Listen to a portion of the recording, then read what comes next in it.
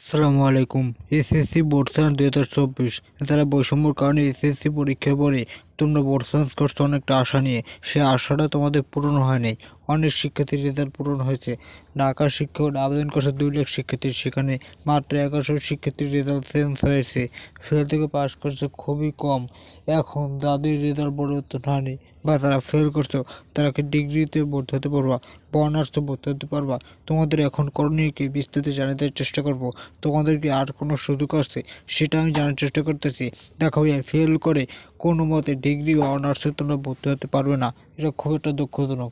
তোমাদের সামনে বছর উত্তীর্ণ হয়, তারপর তোমাদের যেটা করো, অনার্স করলে অনার্স, ডিগ্রি করলে ডিগ্রি, যেটা ভালো বলো সেখানে তুমি যেতে পারবা। তাছাড়া আর কোনো উপায় নেই। ফেল করলে আর কোনোভাবে কিছু করা সম্ভব না। আর রেজাল্ট চেঞ্জ হওয়ার আর কোনো মাধ্যম নাই। একটাই মাধ্যম থাকে, সেটা হলো বোর্ড সায়েন্স। বোর্ড সায়েন্স যাদের হয়নি তাদের আর কোনো রাস্তা নেই।